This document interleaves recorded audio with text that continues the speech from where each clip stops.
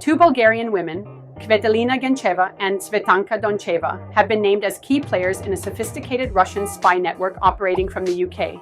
Gencheva, an airport worker, exploited her position to gather private flight details of targets, even getting close enough to observe sensitive information on their phones. Meanwhile, Doncheva conducted surveillance on investigative journalist Christo Grozev from a flat across the street, capturing images of his home and engaging in anti-Ukraine propaganda.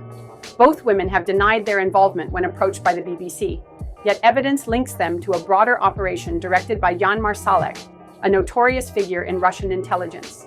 As 6 other Bulgarians await sentencing in London, the implications of their actions raise serious concerns about the ongoing threat posed by espionage in Europe.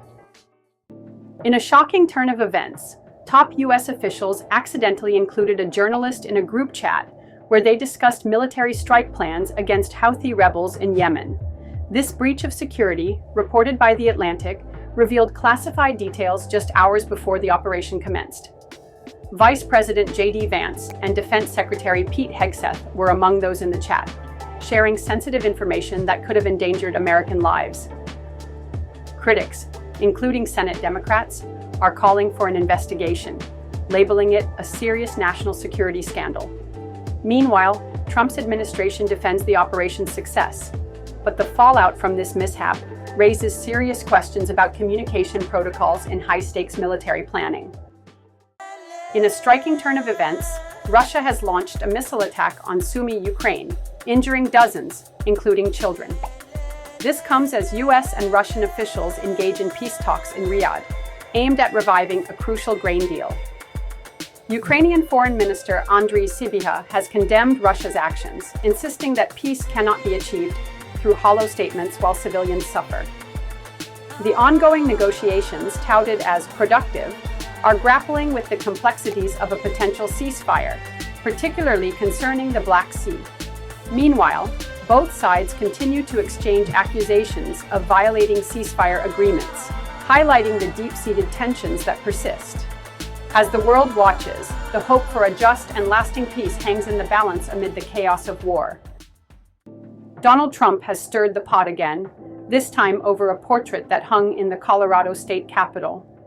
He slammed it as truly the worst, claiming it was purposefully distorted. Ironically, he praised the same artist's depiction of Barack Obama as wonderful.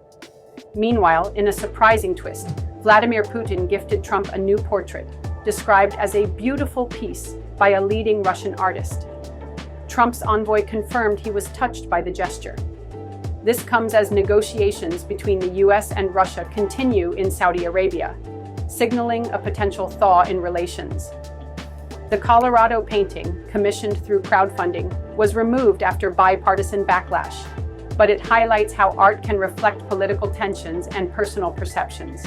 Trump's relationship with his image remains as complex as ever, revealing the fine line between admiration and criticism in the world of presidential portraits. Greenland is in the spotlight as Usha Vance, the Second Lady, and Trump's national security advisor Mike Waltz plan visits that have sparked outrage among Greenlandic politicians. Outgoing Prime Minister Mute Egede has called these trips aggressive, emphasizing that they weren't invited for discussions. This comes on the heels of Trump's controversial comments about potentially annexing the island, which has been under Danish control for nearly 300 years.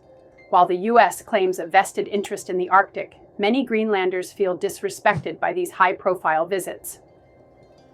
With nearly 80% of the population supporting independence from Denmark, the sentiment against becoming part of the US is strong. The tension is palpable as Greenland navigates its identity and future amidst external pressures.